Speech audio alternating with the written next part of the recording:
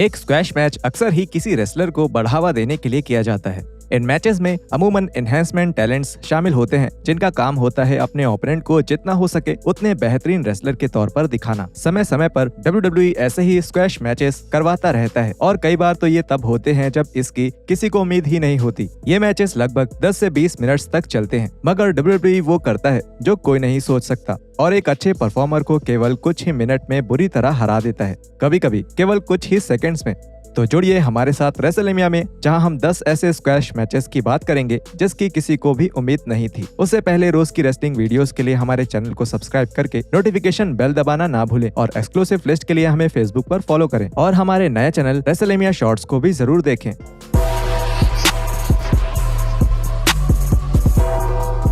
Number 10, Finn Balor versus Kane on Raw 2017। WWE ने Finn Balor के main roster पर presentation को लेकर बहुत सारी गलतियां करी हैं, लेकिन जैसे उन्होंने फिन को 2017 के TLC के बाद रॉ में दिखाया था वो बहुत ही निराशाजनक था। 2017 के TLC में बैलर ने एक क्लासिक मैच में AJ स्टाइल्स को हराया था, लेकिन इसके बाद बैलर को पुश देने के लिए एक और बेहतरीन मैच की जगह WWE ने तय किया कि वो बैलर को केन के साथ एक स्क्वैश मैच में डालेंगे। केन ने उस मैच में बैलर को लगातार 3 बार चोक स्लैम देकर हराया था और इसके खिलाफ फैंस का गुस्सा बेहद ज्यादा था, लेकिन जायज था। उस समय मिले रिपोर्ट्स के मुताबिक TLC इवेंट के बाद विंस मैकमैन बैलर से नाराज हो गए थे। AJ और बैलर के मैच के बाद उन दोनों ने एक 2 स्वीप किया था जो उनके शुरुआती स्क्रिप्ट में शामिल नहीं था और इसी वजह से विंस मैकमैन नाराज हुए थे और उन्होंने बैलर को एक सेमी रिटायर्ड रेसलर के हाथों इतनी बुरी तरह हराने का फैसला किया। Number 9, Rey Mysterio versus JBL eight WrestleMania 25। WrestleMania 25 में रे मिस्टीरियो को JBL को हराकर इंटरकॉन्टिनेंटल टाइटल जीतने में केवल 21 सेकंड्स लगे थे। ये बहुत ही हैरानी की बात थी क्योंकि JBL उस वक्त के रोस्टर पर सबसे होनहार टैलेंट्स में से एक थे। ये JBL का आखिरी WWE मैच था और ये उनके विलन एरा के लिए एक अच्छा अंत था। JBL के मुताबिक उन्होंने मिस्टीरियो को खुद चुना था ताकि वो रेसलिंग बिजनेस को अपना सब कुछ लौटा सकें और पर्दे के पीछे JBL और मिस्टीरियो का रिश्ता हमेशा से ही अच्छा रहा है, इसलिए ये बिल्कुल सही था। ज्यादातर रेसलर्स इतनी शर्मनाक हार के साथ रिटायर होने के लिए तैयार नहीं होते, लेकिन JBL तैयार थे और ये कुछ ऐसा है जो उनके अलावा और कोई शायद कभी कर भी नहीं पाएगा। Number 8, AJ Styles versus Omos at Raw 2022। जब AJ स्टाइल्स और ओमोस एक टैग टीम के तौर पर अलग हो गए तब WWE ने 2022 में रॉ में इन दोनों रेसलर्स का ही मैच करवाने का फैसला किया। WWE के फैंस को ऐसा लगा कि ये ओमोस के करियर के सबसे लंबे मैचेस में से एक होगा क्योंकि AJ एक बेहतरीन रेसलर थे और वो ओमोस से एक अच्छा मैच निकलवा सकते थे, लेकिन WWE ने ओमोस के हाथों उनके ही पुराने पार्टनर की बुरी तरह हार निश्चित करी। AJ ने पूरे मैच के दौरान काफी अच्छी सेलिंग की और ये दिखा दिया कि ओमोस के मूव सेट्स कितने फिनोमिनल हैं। AJ को इतनी बुरी तरह से हारते हुए देखना बिल्कुल अच्छा नहीं लग रहा था, लेकिन इसके कारण ओमोस WWE में एक बेहतर रेसलर के तौर पर सामने आए और WWE को उस समय बस ऐसा ही चाहिए था। Number 7, Becky Lynch versus Bianca Belair at SummerSlam 2021। Becky Lynch ने WWE में 2021 के समरस्लैम इवेंट में अपनी शानदार वापसी करी थी और आते ही उन्होंने उस वक्त की स्मैकडाउन विमेंस चैंपियन को बुरी तरह से हराकर वो टाइटल अपने नाम कर लिया था। इस जीत से फैंस को बहुत हैरानी हुई थी क्योंकि फैंस को न केवल लिंच की वापसी के फैसलों को समझना था, बल्कि आते ही बेलियर को केवल 27 सेकंड्स में हराकर लिंच के टाइटल जीतने की बात भी फैंस के लिए बहुत बड़ी थी। इस बुकिंग के फैसले की फैंस ने सोशल मीडिया पर कड़ी निंदा करी थी और कुछ फैंस ने तो ये भी दावा किया कि WWE ने बेलियर को पूरी तरह खत्म कर दिया है और अब बेलियर को इतनी बुरी तरह हराने के बाद उनकी कोई वापसी नहीं हो सकती। खैर, लोगों का ये अंदाजा तो गलत था। आउट ऑफ कैरेक्टर नाम के पॉडकास्ट पर एक इंटरव्यू के दौरान लिंच ने बताया कि आखिरकार WWE ने ऐसा फैसला क्यों किया और उन्होंने ये कहा, मैं अभी भी माँ बनी थी और मैं वापस आ रही थी और सब खुश थे और यहाँ एक लड़की थी जो बहुत अच्छा कर रही थी और ये अच्छी दुश्मनी थी। हम इन दोनों को ही पसंद करते हैं, तो हम ऐसा क्या करें कि ऑडियंस को इनमें से कोई एक पसंद ना आए। वो कंपनी की एक लड़की है, इसलिए कुछ जल्द ही करना पड़ेगा। मुझे पता है बहुत लोग निराश हुए थे।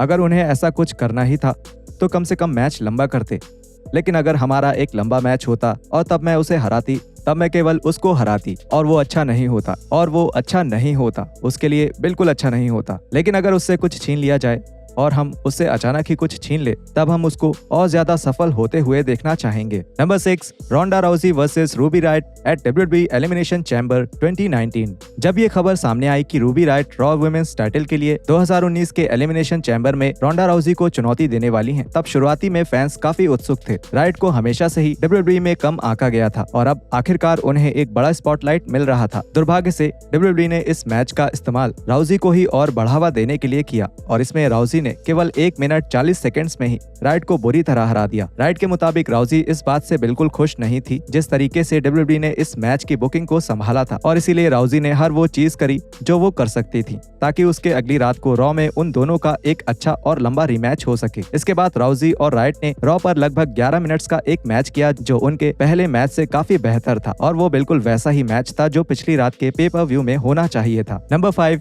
चावो Guerrero versus Kane at WrestleMania 24। WrestleMania 24 ECW brand के लिए एक ऐतिहासिक रात थी क्योंकि इतिहास में पहली बार रेसलमेनिया जैसे बड़े स्टेज पर ECW के टाइटल के लिए एक मैच होने जा रहा था। दुर्भाग्य से रेसलमेनिया 24 ECW ब्रांड के लिए सबसे अच्छा शो नहीं था क्योंकि WWE ने फैसला किया कि केन महज 11 सेकंड्स में ही चावो गुरेरो को बुरी तरह हरा देंगे और ECW टाइटल अपने नाम कर लेंगे। हालांकि केन को वो टाइटल जीतते हुए देखना बहुत शानदार था, लेकिन ECW ब्रांड को इससे कुछ बेहतर मौका मिलना चाहिए था और ये मैच साफ दर्शाता है कि WWE और खास करके विंस मैकमैन ECW ब्रांड की बिल्कुल इज्जत नहीं करते। एक डिजिटल साइनिंग के दौरान गुरेरो ने बताया कि उनका मैच पहले लगभग 8 मिनट्स का होने वाला था, लेकिन कम समय होने की वजह से उसे छोटा कर दिया गया। तो एक हफ्ते पहले तक हमारे पास 8 मिनट्स थे। जब हम रेसलमेनिया में पहुंचे तब विंस ने हमें बुलाया और कहा, दोस्तों हमारे पास कम समय है, मैं हर मैच को छोटा कर रहा हूँ, यहाँ तक कि मैंने मेन इवेंट से भी समय काटा है और चीजें इधर उधर करी हैं। तब उन्होंने कहा, मैं तुम्हें सिर्फ 2 मिनट्स दे सकता हूँ और मैंने कहा 2 मिनट? हम 2 मिनट्स में करेंगे क्या? किसी को भी रेसलमेनिया में 2 मिनट्स का मैच याद नहीं रहता, किसी को नहीं। तो हमने सोचा, खैर क्या लगता है अगर हम कहें कि हम ये 10 से 20 सेकंड्स में ही कर दें? और उन्होंने कहा, क्या ये बेहतरीन होगा? तुम ऐसा कैसे कर पाओगे? Number 4, Goldberg versus Evolution at Raw 2003। सभी को वो मैच याद है जिसमें गोल्डबर्ग ने 2016 के सर्वाइवर सीरीज में ब्रॉक लेसनर को हराया था, लेकिन एक ऐसा भी समय था जब WWE में खुद गोल्डबर्ग ही बुरी तरह से हार गए थे। 2003 में WWE ने रॉ के हैंडीकैप्ड मैच में गोल्डबर्ग का सामना ट्रिपल एच, बैटिस्टा और रैंडी ऑर्टन से करवाया था और क्योंकि उस समय गोल्डबर्ग वर्ल्ड चैंपियन थे, इसलिए ऐसी उम्मीद की जा रही थी कि इस मैच में गोल्डबर्ग को WWE का बहुत साथ मिलेगा। गोल्डबर्ग को एवोल्यूशन ने उस मैच में तबाह कर दिया था। गोल्डबर्ग ने इधर उधर कुछ मूव्स दिखाए थे, लेकिन ये एक वर्ल्ड चैंपियन के लिए बेहद गंदा मैच था और उसके कुछ ही देर बाद ट्रिपल एच ने एक पेडिग्री के साथ गोल्डबर्ग को पिन डाउन कर दिया। Number 3, Rhea Ripley versus Natalya at Night of Champions 2023। हालांकि किसी ने भी ऐसी उम्मीद नहीं करी थी कि 2023 के night of champions premium live event में नटालिया रिया रिप्ली का टाइटल अपने नाम कर पाएंगी, लेकिन किसी ने भी ये नहीं सोचा था कि इस मैच में केवल 70 सेकंड्स में ही नटालिया इतनी बुरी तरह से हार जाएंगी। इस मैच में रिप्ली ने डोमिनिक मिस्टीरियो के डिस्ट्रैक्शन का पूरा फायदा उठाया था। रिप्ली ने रिंग के बाहर भी नटालिया पर हमला किया और आखिर में एक रिपटाइड की बदौलत अपना स्मैकडाउन विमेंस टाइटल बचा लिया। सोशल मीडिया पर इस मैच को लेकर फैंस की प्रतिक्रिया काफी मजेदार थी क्योंकि फैंस को पता चल गया था कि उस दिन नटालिया का जन्मदिन था और ये WWE की तरफ से एक शानदार तोहफा तो नहीं हो सकता था। Number 2, the Undertaker versus John Cena eight WrestleMania 34। WrestleMania 34 WWE के फैंस के लिए खास इवेंट था क्योंकि आखिरकार इस इवेंट में द अंडरटेकर और जॉन सीना का सामना होने वाला था। फैंस को एक क्लासिक मैच की उम्मीद थी और कुछ लोग तो ये भी कह रहे थे कि इस मैच को शो स्टॉपर होना चाहिए था, लेकिन ये मैच जिसमें अंडरटेकर ने केवल अपने आर्म मूव्स किए और महज 120 सेकंड्स में ही जॉन सीना को हरा दिया, इससे फैंस बिल्कुल हैरान रह गए थे। ऐसे मैच की उम्मीद किसी ने नहीं करी थी और खुद अंडरटेकर ने भी इस मैच को लेकर अपनी नाराजगी जताई थी। अंडरटेकर ने एक बेहतरीन मैच को दिमाग में रखते हुए ट्रेनिंग करी थी, लेकिन विंस मैकमैन ने ये इच्छा दिखाई थी कि ये एक स्क्वैश मैच होना चाहिए था। मैकमैन इस बार मार्केट को समझ नहीं पाए थे और उनको ये बिल्कुल नहीं समझ आया कि फैंस को एक लेजेंड वर्सेस लेजेंड मैच में किस तरह की उम्मीदें थी। Number 1, John Cena versus Brock Lesnar at SummerSlam 2014। John Cena को हमेशा से ही कंपनी से अच्छा साथ मिलता रहा है, लेकिन 2014 के समर्स में WWE ने वो किया जो किसी ने नहीं सोचा था। 2014 के समर स्लैम इवेंट में ब्रॉक लेसनर ने जॉन सीना को बुरी तरह हराकर वर्ल्ड टाइटल अपने नाम किया था। हालांकि ये साफ था कि लेसनर इस मैच में जीत रहे थे, लेकिन लेसनर का इस तरह WWE के टॉप रेसलर को बुरी तरह हराना कुछ ऐसा था जो सभी को लगता था कि WWE शायद कभी ना करे। ये मैच लगभग 16 मिनट्स तक चला था और उस दौरान 95% समय ऐसा ही था जब लेसनर सीना को जर्मन सुप्लेक्स दे रहे थे। सैम रॉबर्ट्स के साथ एक इंटरव्यू के दौरान सीना ने बताया कि इस स्क्वैश मैच का idea stone cold Steve Austin का था। मुझे याद है ब्रॉक ने कहा था, मैंने पिछली रात स्टीव ऑस्टिन के साथ डिनर किया था और हमें एक आइडिया आया जिसमें मैं तुम्हें बिना रुके सुप्लेक्स देता रहूंगा और फिर तुम्हें हरा दूंगा। हाँ, हम दोनों ने फैसला किया था कि ऐसा ही होगा। अगर हमारा 50-50 मैच होता तो हम ऐसा नहीं कर पाते। हम अंडरटेकर की स्ट्रीक को किस तरह से बचाएं? ये सिर्फ ब्रॉक के मैच जीतने की बात नहीं थी, ये उन सभी मैचेस की बात है जो वो हारने तक जीतते रहेंगे। अगर मैं बाहर जाता और 50-50 मैच करता तब हम सब गवा देते। अगर आप इस असंभव जीत को एक दूसरी अनबिलीवेबल जीत से मिलाते जाओ तभी हम ये एनर्जी आगे बढ़ा सकते हैं और ऐसे ही कोई बनता है, फिर वो आगे चलकर किसी और को बनाएगा और ऐसे ही काम आगे बढ़ेगा। तुम्हें साथ काम करना आना चाहिए। आप दयालु होकर भी आगे बढ़ सकते हो, दूसरों को देखकर और उनके साथ काम करके भी। और यहाँ खत्म होते हैं हमारे WWE के 10 ऐसे स्क्वैश मैचेस जिसकी किसी को उम्मीद नहीं थी। वीडियो के बारे में नीचे कमेंट करके हमें जरूर बताएं और ये देखने के लिए कि कौन है वो 8 रेसलर्स जिन्होंने ब्रॉक लेसनर को बिना चीटिंग के हराया, स्क्रीन पर आ रही वीडियो पे क्लिक करें।